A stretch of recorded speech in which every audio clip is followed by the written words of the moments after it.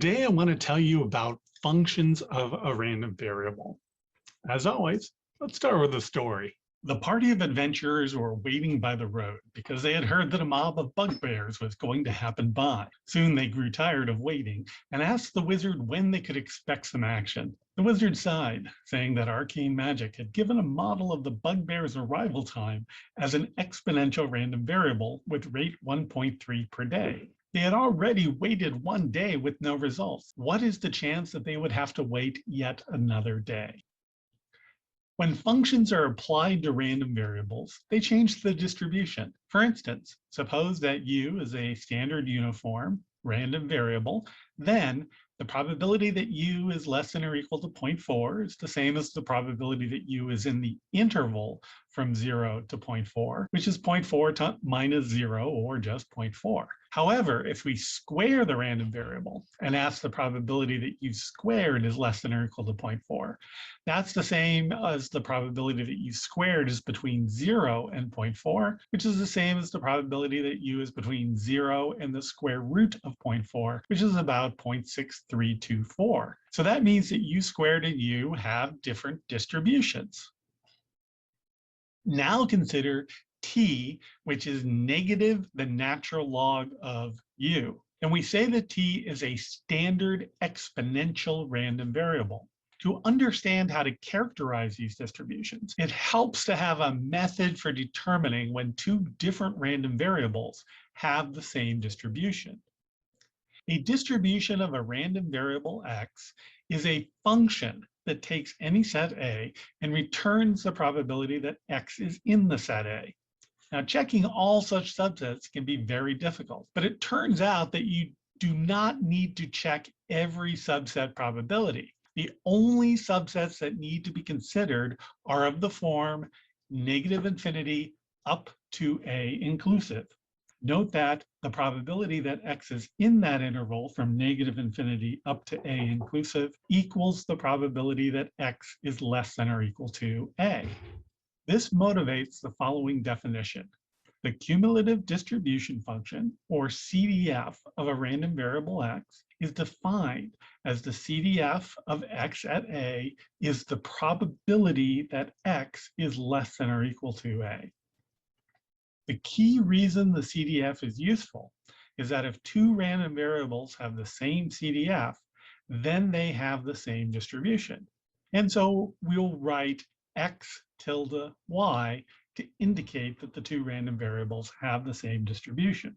This fact is a consequence of an advanced theorem in mathematics called the Carathéodory extension theorem, which says that it's possible to extend knowledge of probabilities about sets of the form negative infinity up to A to all possible measurable sets. To understand how functions change random variables, it is important to know that functions can only keep the same amount of information or possibly less information about their input.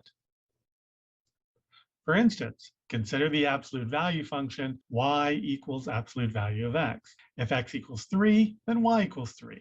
And if x equals negative 3, y equals 3. So knowing that y equals 3 has lost some information about x, namely the sign of x is now unknown.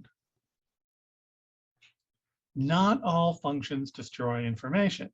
One-to-one functions have exactly the same amount of information in the output that was in the input. Consider a random variable x that is uniform over the interval from -1 up to 1, and let y equal x plus 3. Here, f of x equals x plus 3 is a one-to-one function, so y equals f of x contains exactly the same information as there is in x. Given the value of y, it is possible to figure out the value of x exactly. On the other hand, if w equals absolute value of x, then w contains less information than x did. If w equals 0.3, then either x equals 0.3 or x equals negative 0.3. But there is no way of determining which is true from knowing the value of w. In general, if x is a random variable and f is a function, the information in f of x is the same or less than the information in x. Consider an example. Suppose that x is uniform from -1 up to 1, and we ask what is the distribution of w, which is the absolute value of x. Well, one way to solve this problem is to find the CDF of w. If a is less than 0, then the probability that w is less than or equal to a will also be 0. Now suppose that a is greater than or equal to 1. Then the absolute value of any number in the interval from -1 up to 1 is at most 1, which means that the probability that w is less than or equal to a also equals 1. Finally, consider a number a in the interval from 0 up to 1 inclusive.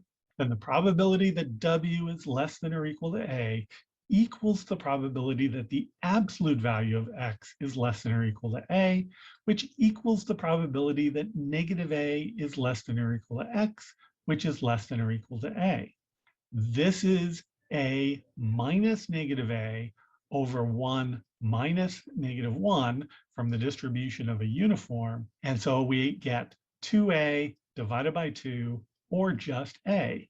Hence, the CDF of w at a is a, as long as a is between 0 and 1 if a is greater than 1.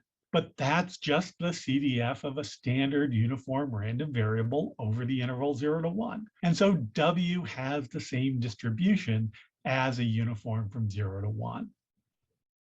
Here is a different function that converts a continuous uniform to a discrete random variable.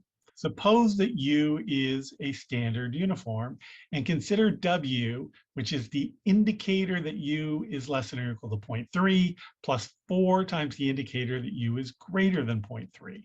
Well then, because one of these two things is true, either u is less than or equal to 0.3, or u is greater than 0.3, the value of w will be either 1 or 4. The question asks us to find the probability that w equals 1 and the probability that w equals 4. Well, since w can only have that value, it is a discrete random variable. And the probability that w equals 1 is just the probability that the uniform is at most 0.3, which is 0.3. And the probability w equals 4 is the probability that u is greater than 0.3, which is 0.7. So the distribution is determined by the probability w equals 1, 0.3, the probability w equals 4, 0.7. In some ways, the Bernoulli distribution is the simplest random variable, as it can only take on two values, 0 and 1. Let u be a standard uniform random variable. Then we say that b has the Bernoulli distribution with parameter p, whereas an indicator random variable, and write b tilde Bern p if b is the indicator that u is less than or equal to p. It's kind of like flipping a coin that comes up heads, or 1 with probability p, and is 0 otherwise. From the definition, the following follows. If I have a Bernoulli random variable with parameter p, the probability of the random variable is 1 is p, and the probability of the random variable is 0 is 1 minus p. Now, the natural logarithm of a number in the half-open interval from 0 up to 1 is non-positive. That is, it's 0 or negative.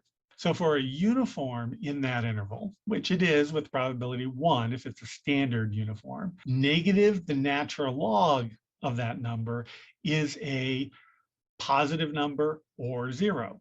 And that gives us the following definition. If we pick u uniform over this half-open interval from 0 to 1, then for t equal to the negative the natural log of u, we say that t has the standard exponential distribution. Now, often exponential random variables are used to model the time until an event occurs, like in the story at the beginning of the chapter. A parameter called the rate can modify the standard exponential distribution. If the rate is higher, that means that the event is happening sooner. So the rate divides a standard random variable to get the new value. Suppose that W is a standard exponential random variable and lambda is greater than 0. Then T equals W over lambda has an exponential distribution with rate lambda, and we write T tilde exp lambda. Any exponentially distributed random variable is a continuous random variable. Since for any A, the probability that T equals A is the probability that negative natural log of U over lambda equals A, which if we solve inside for U, we find that that is the probability that U equals the exponential function applied to negative lambda times A, and the probability that U equals any particular value is 0. The exponential distribution has the following CDF. If T is an exponentially distributed random variable with parameter lambda, then for all little a, the probability that T is less than or equal to little a is e to the minus lambda a times the indicator that a is greater than or equal to 0. To prove that, we note that if we're dealing with T, negative natural log of U over lambda, where U is between 0 and 1, if we pick an A less than 0, the probability that T is less than or equal to A is bounded above by the probability that T is less than or equal to 0. But solving for U inside gives that that is the probability that U is greater than or equal to 1, which is just 0. Which is why we have the indicator that A is greater than or equal to 0 term on the CDF. Now let A be greater than 0. Then the probability that T is less than A, we substitute negative natural log of U over lambda for T. Then we solve inside for U to find that this is the probability that U is less than or equal to e to the minus lambda A, and that's just the exponential function evaluated at minus lambda A. At this point, we can solve the story problem. In the story of the wait for the bugbears, the time of the bugbears' arrival was being modeled as an exponential with rate 1.3 per day. They had waited 1 day already and wondered what was the chance that they would be waiting 1 day more. In our probability notation, the goal is to find the probability that T is at least 2, given that T is at least 1. By the conditional probability formula, this is the probability that both T is at least 2 and T is at least 1 divided by the probability that T is at least 1. Since probability T is greater than or equal to 2 implies that T is greater than 1, we can drop the second part. And by the CDF that we calculated earlier, the probability T is greater than or equal to 2 is the exponential function applied to -2 times 1.3. And the probability T is at least 1 is the exponential function applied to -1 times 1.3. Simplifying, that gives e to the -1.3. Therefore, the answer is the exponential function applied to -1.3, which is about 0.2725. Now, the fundamental theorem of simulation works as follows. Any function of a standard uniform will itself be a random variable. It turns out that this is the only way to obtain a real valued random variable, and this result is known as the fundamental theorem of simulation. For any real valued random variable x, there exists a measurable function f such that x is f of u, where u is a standard uniform. Now, it turns out that if D1, D2, and D3, etc., are an IID stream of uniform random numbers from 1 up to 10, then if 10 is replaced with 0, and those numbers are used to form the digits of u, then u is going to be a standard uniform over 0, 1. For instance, it might be that we took out our 10-sided die and rolled a 6, an 8, a 1, a 1, a 3, a 3, a 5, a 6, at 10 that we replaced with a 0, an 8, a 3, a 3, a 9, and so on. But notice that those same rolls could have been used to form 2 uniforms. We could have used the first roll 6 for the first digit of U1, and then the second roll 8 for the first digit of U2. And we could have alternated die rolls as we moved along. Each die roll was independent of the others, which makes U1 and U2 independent. Moreover, we could take those U2s and create two more uniform random variables. We could take that third one and create two more.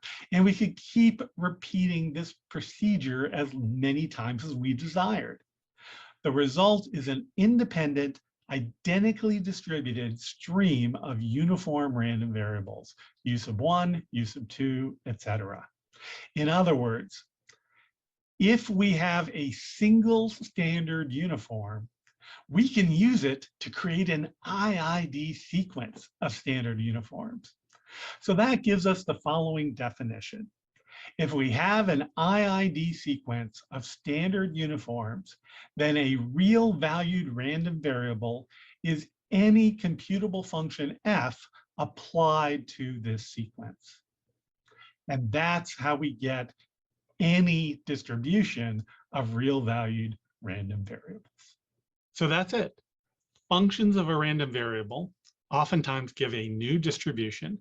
We can determine what that distribution is by finding the CDF of the new random variable. See you next time.